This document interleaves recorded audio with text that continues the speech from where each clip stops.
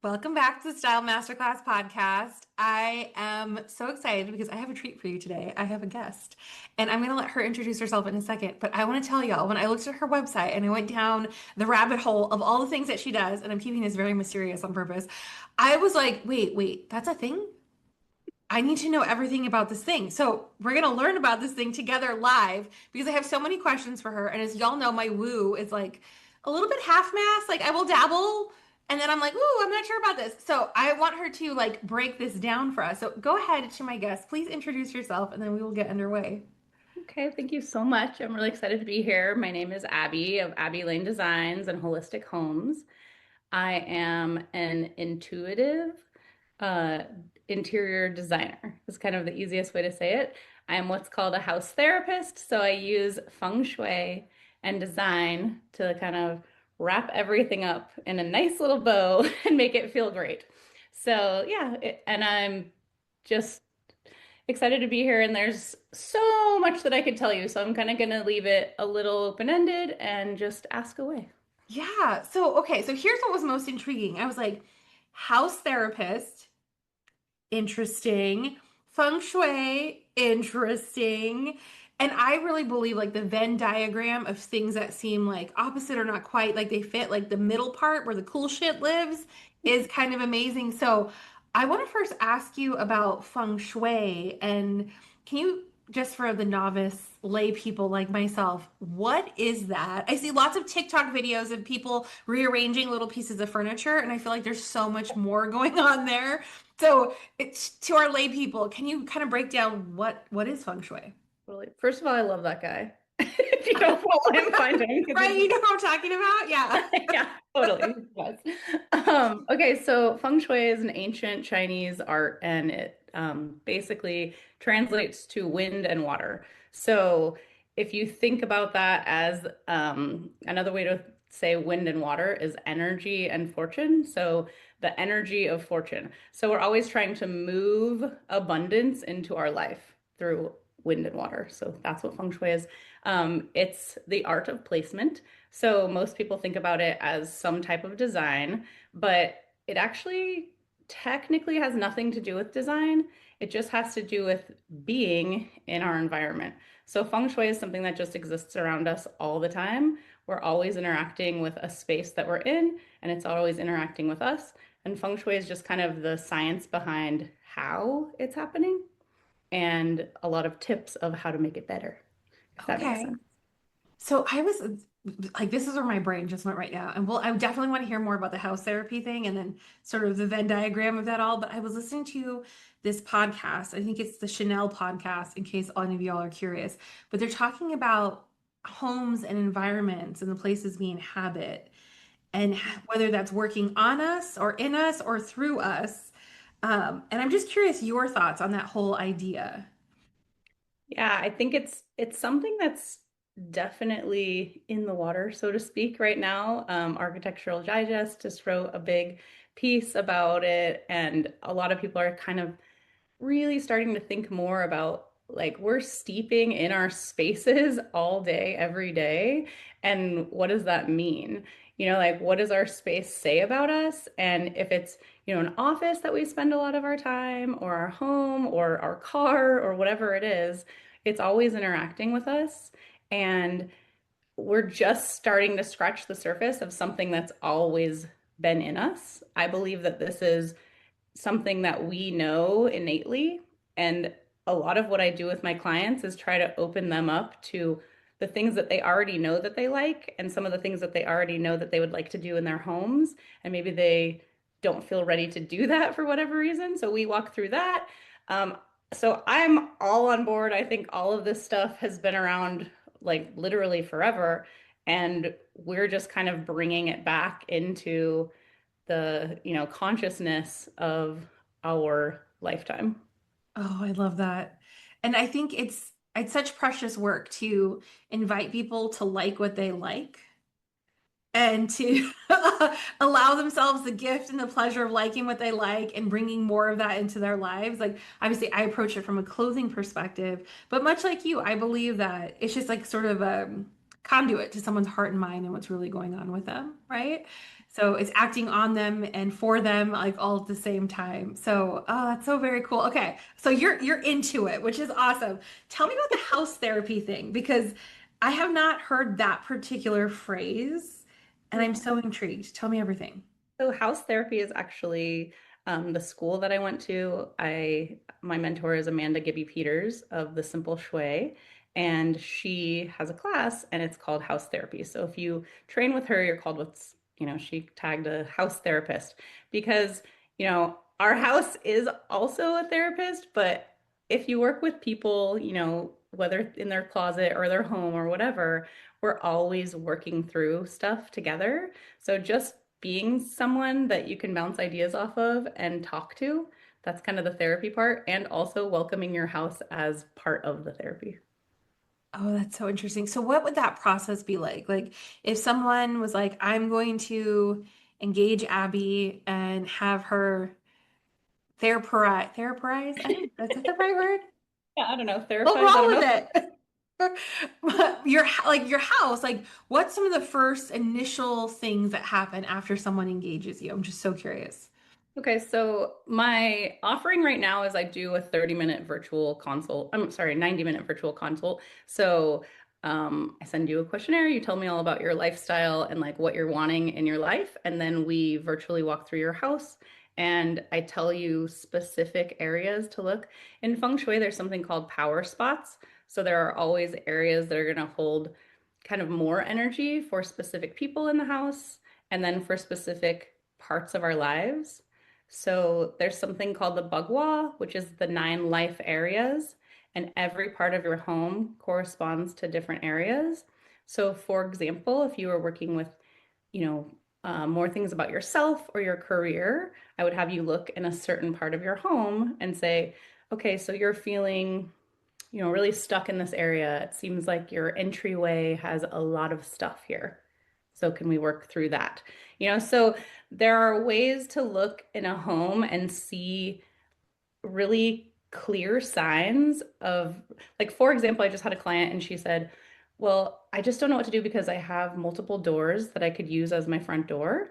And I said, well, do you feel like you're in a space where you're having a really hard time deciding where you want to go, like with your career specifically, or like with something spiritually? Because that just happens to be where it coincided.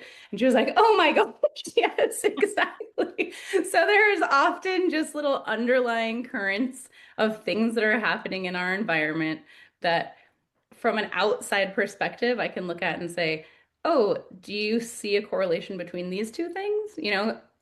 Sometimes you do. And I tell people, like, don't get caught up in any of the bad shui online because if it's not an issue for you, then it's not an issue. So don't worry about trying to go down some rabbit hole of everything that could ever be wrong in your house because that's how people sell Instagram posts or Well, whatever. and to the perfectionist listening, who now just went up and looked up the 9 power areas because we're those folks around here. I Of see course. you. I know who you are on. I can pinpoint specific clients. I love you. I know who you are. Hang out with us for a second.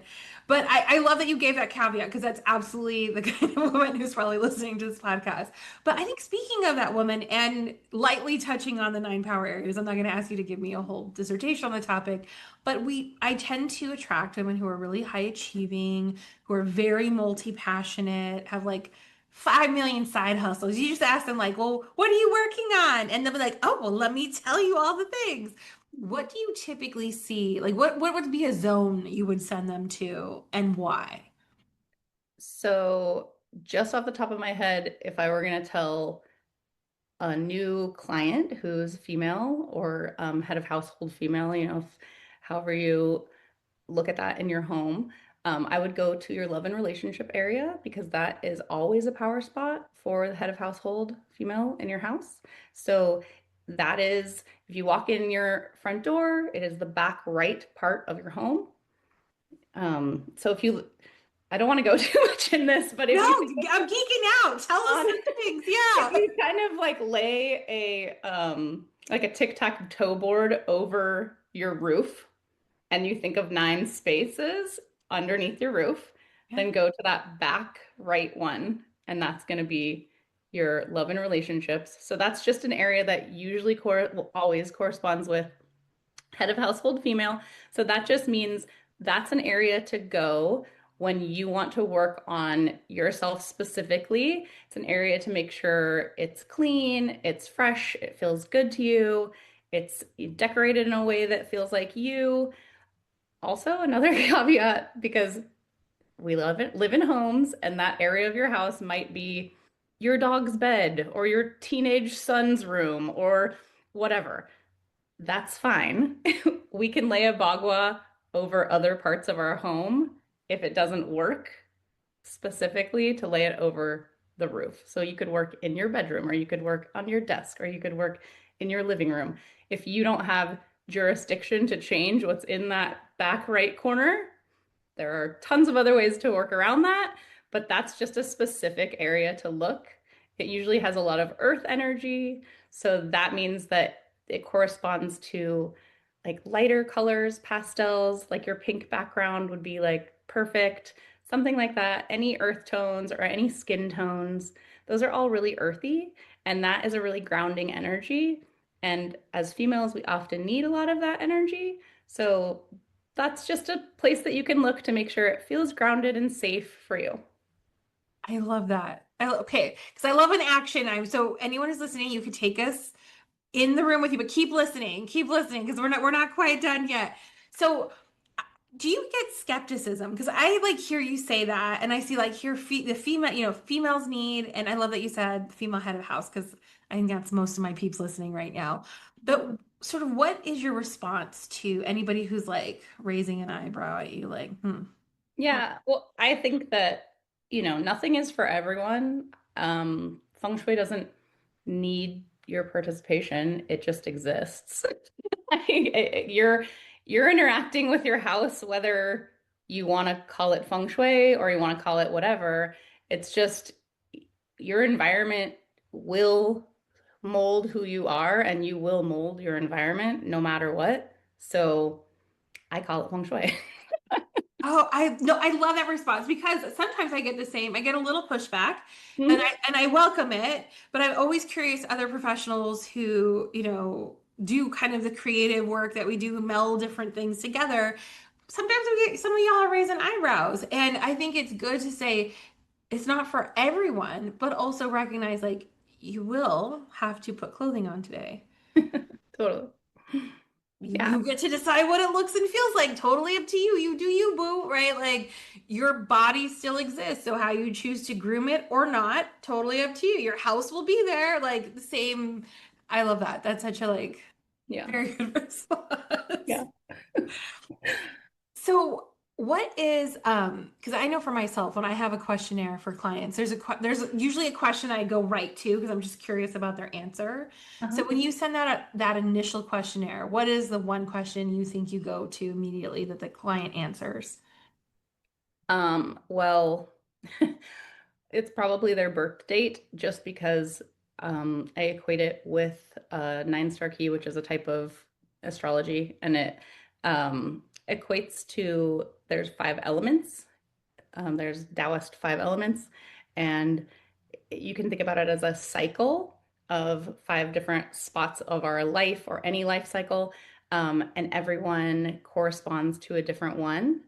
And that can tell me right off the bat what energy you are probably living in. So, for example, if you said you have a lot of high achieving, overachieving maybe clients, they may present a lot of metal. So this tends to be perfectionism, tends to be like a house that's super perfect, often really white, often not a lot of things in it, and it has a tendency to have a hard time making decisions because they don't want to be wrong. So there are five different elements, and that's just, one of them. So that before I even meet the person or talk to them, it gives me something in the back of my mind like, oh, this person might be like this. This person might be a water. So that equates a lot with like the same as an astrological sign. A water is usually very creative, very deep. They can sometimes get really internal. It can be hard to get out of their shell sometimes, all of those sort of things. So just gives me something in the back of my mind of, oh, okay, I'm going to look at that. And if we're doing a virtual consultation, for example, I can look around your house and say, okay, I see some areas where it looks a little bit cluttery, and the clutter is specific to your element. Like, is your clutter everywhere? Is your clutter stacked? Is your clutter the Monica closet that's like everything else perfect and then shoved in there? There's different kinds of things, and I can see those visually and say, okay, this probably equates to other things that are happening in their life. Oh, that's so fun. I will introduce you to my friend Sarah Mueller. She was on the podcast. We did a joint podcast together. She's like the declutter queen, and I feel like you two would vibe because I feel like yes. So as an aside, we're And all yeah, friends that's here, friends. decluttering is great. I always am like, okay, decluttering and feng shui totally go hand in hand, but you do not need to be like any kind of minimalist or anything to do feng shui. Like, maximize it if that's your style. There's no specific style, but clutter kind of takes away from like our true selves. So, and clutter can be anything. Clutter is just anything that doesn't serve purpose for you.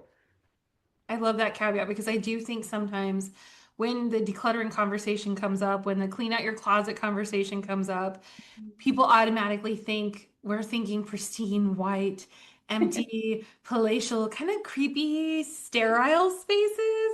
And I certainly don't mean that. I'm not getting the vibe that you mean that at all. So, for any of you who have gone to the nth degree in your brain, come back. She said you could be maximalist. It's fine. We're fine. We're all You good over got this. here. You can be messy. There's a difference between being messy and like having stuff that isn't serving you. So Yes, yes.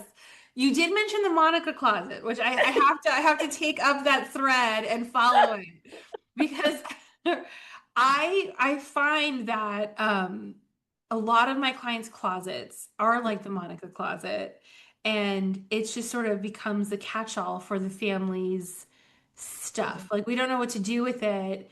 Well, we'll put it on mom's side of the closet. Well, we don't know what to do with it. I'll drop it off at my daughter's house because she's single. It'll be fine if I leave it with her. Like there's all these things that sort of accumulate for my clients and the other humans are involved in it. So, what would you say to the woman who has the Monica closet, who keeps inheriting or being given or having to manage all the stuff? yeah. I mean, spaces like that are just often unmade decisions that, like we're not ready to make them yet, or we think we're not ready to make them yet. So we just, stuff them away, and they can be hidden emotions, they can be hidden things that are right in front of us, but we have chosen to not deal with them in whatever way, or someone else has put it on us and we haven't gotten to where we want to either say, no, this is yours, not mine, or been able to deal with it. So our things are they can be something really important, or they can be just a thing. Like, and I like the minimalists. I don't know if you've ever listened to any of their podcasts. I Yes. find them very interesting. And one of the things that they say is there's no like things can't have uh sorry, I'm like losing it, but our things don't actually like harbor the feelings. It's just us that have the feelings. So we don't have to have the thing to remember the time that we had. So I do think that that is really important, because I think that there are some things that it's like, yeah, sure, keep it forever. Like if if it's a pair of shoes that doesn't fit, but it was like the best night of your life, and every time you look at it, that's bringing you joy, then cool. That to me isn't like, keeping something for no reason. If it's a pair of shoes that never fit you that you always hated, then yeah, please get rid of that. Yes, please, please.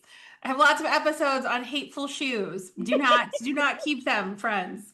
Get free, chickadees. I get so necessary to that conversation. But I like you. I'm not a big fan of, things that are mementos being done away with simply because we have to clear out space. I'm just like, let's move them with the mementos and the shoes you actually wear, we Totally. store separately. They're not in the Yeah, same space because they're not exactly. the same thing. We don't treat them the same way. Yeah. Yeah.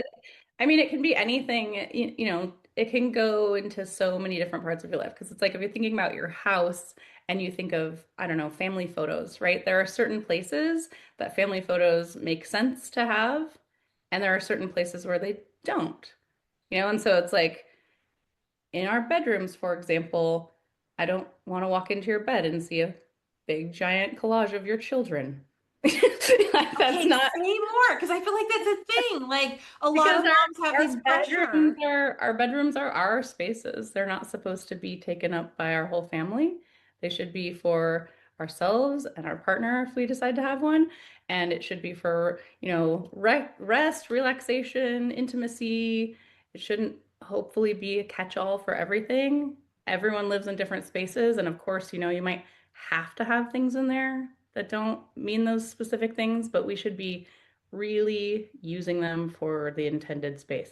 So as now, since it's night and I'm sitting in my bedroom working, technically working, I'm doing a no-no, but We won't tell. We won't tell. Don't worry. It'll be between us and the few 100,000 people listening. It's fine. It's fine. It's fine. But I'm not a perfectionist. So I'm always down to break the rules. I think this sort of, it seems to me, and tell me if I'm wrong, that this way of thinking about things, this sort of methodology, framework, whatever phrase we want to use, lends itself to flexibility. And it doesn't sound like this is meant to be rigid or dogmatic in any way. No, and I think that's what's really hard is if you do, Google School and you're just looking up how to feng shui, then it's like do this, don't do this, do this, don't do this, do this, don't do this, and there's always something like there's always someone that'll tell you you're not supposed to have it that way. And I tell people like, how do you sleep in your bedroom? If you sleep great in your bedroom, then it's great. If you're not sleeping well, then let's look at like what's happening there. Do you have mirrors in your bedroom? Not great if you don't sleep well. Fine if you sleep fine. Like, do you have whatever? There's so many little things like that you'll read on the internet that it's like that's just the worst feng shui ever. And it can be for some people, but guess what? We're all a little bit different. So we all can't like, take the same pill and get the same results of every single thing. And that's why it's like this is just it's a practice and it's something where you're working with your space and with your house and with the energy that you want in the end to get there. Oh, I love that. And I think too, obviously style gets a lot, the do's and the don'ts list. And I think clients come to me sometimes, they're like, give me my shopping list and the Mhm. list of things I'm supposed to do and the list of things I'm not allowed to do. Give me the rules. And I'm like, no, I love you. And that's why I'm not going to do that. And it sounds like you probably have the same sort of ethos when they come to you. It's like, that's not what we're doing here. But I do think it is helpful sometimes to have like, here's a starting point. Like, so for me, I always tell them, let's start in your underwear drawer. It's going to tell us so much about what's going on with you if we do, a good panty toss. So, what's the one place you send people to in their house, maybe consistently, like the first place to go that is maybe small item, big impact, so to speak? So the mouth of chi, which is your front door, that is like the biggest, simplest impact. So, how do you enter your home? So, chi is the life force energy that we want around us all the time. So, if you imagine like the energy of a kid or like of a pet, like that, like, sparkly, like fun energy around you. That's what I think of like chi as like being a cool friend that like comes in, like goes around your house. So, you have to like welcome them in. So have a welcoming front door experience. And everyone has different, styles of homes. So whatever that is for you. If you have like a big foyer, then throw out a mat and a rug and the little greeters, so something on both sides of the door and have the door clean and have a wreath, that have all the things. And if you live in an apartment, then you do that inside of your house. You walk in and you have a rug and you have an entry because we're not always allowed to do that outside or if you live in, somewhere where you're not allowed to do that. So, but front of your house is the greatest impact because that's where everybody finds you and that's where energy finds you. Oh, that's so interesting. So, I love a small task, big impact. What would you say to folks who go in through the garage door? Is it the same thing or is it through the front, the official front door? I know that's a Official really front technical door. question, but this is a Yes. personal one I'm asking No, on the slide here. always use the official front door. So if you use your garage door, for example, you need to make sure that you are walking through the threshold of your front door daily. So you want to open the door. Maybe you can go out and get your mail that way. Maybe you can just, sweep off the front a little bit. Anything like that, that is creating the energy. So when we go in through the garage door, we're just missing an opportunity to let the energy in because the door's already closed and then we go in and there's no flow. So if we just want to open that front door, there's a lot of small things too. Like you could add bells to the door. So then every time it opens, it's like extra. Or you Extra can sparkle. If you're listening, there's sparkle hands happening. I don't want you to miss the sparkle hands that Abby's throwing. Keep going, Abby. Go ahead, girl. if you have a doorbell, you can ring the doorbell, anything like that. That's just like, hey, we're here. Like, we want all the good stuff to come in. So, if you don't use your front door, if you have company, try to encourage them to use your front door. If you get Amazon packages, go out your front door, get them, and just be like, woo woo, we like this house. Front door, y'all. Front door, y'all is where it's at. It's where it's at. And I want to say this too. My mom's who like decorate like crazy, and then it becomes this horrible, not fun thing. She didn't say you have to do things you don't want to do. She's suggesting we use our front door. I just like we have like, hear her Yeah. correctly because I love y'all, Use and your it's front fall. door. And if you want help decorating it, then you can have somebody like me help you. Or you can just sweep it and clean off your front door. That's already a good start. It's a good place to start. If somebody did want to work with you, and I know that like it's fall, so a lot of people's kiddos are back to school. If you're hearing this when it's not fall, this also would apply to you, of course. But it's kind of the prime time. So how would someone start working with you? Where can we find you? Walk us through the Uh, process. Fastest place to find me is probably Instagram. Um, Abby underscore Lane underscore design. Um, you can find me my website, abbylanedesigngroup.com, or my Substack, which is, I have to remember my name. The Magic of Designing with Intention. So those are the three places that you can find me. Yeah, I share fun stuff. I share a lot of like I call it shui and tell, little like how something works with feng shui. I share a lot of travel stuff because I talk a lot about how travel and space and place and the interaction of that has a lot to do with feng shui too. And yeah, like I said, 90-minute consult is what I'm offering right now, and it's super fun. I just, we chat for an hour and a half. I give you a bunch of information, and then after I like type it all up for you, so it's not like totally overwhelming. But it should be a fun conversation, and it's just me, you, in your house, and you're just telling me whatever you like and don't like about it, and I'm giving you my 2 cents of why that might be. Oh, I love that. And let her do the heavy lifting. Y'all don't have to go research a bunch of stuff beforehand. Like, we kind of joke sometimes in the membership, like cleaning before the cleaning lady comes. This is not, Totally. we're trying to become a feng shui expert before we talk to the expert. We can just go talk to the expert. Yeah.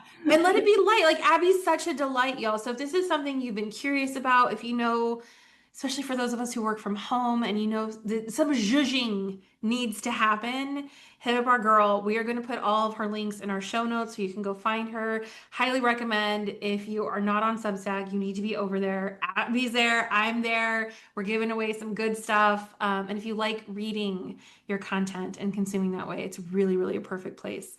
Abby, thank you so much for hanging out with us today and giving us the goods and a place to start, a simple, high impact place to start, which I love. Thank you so much. Thank you. This was great.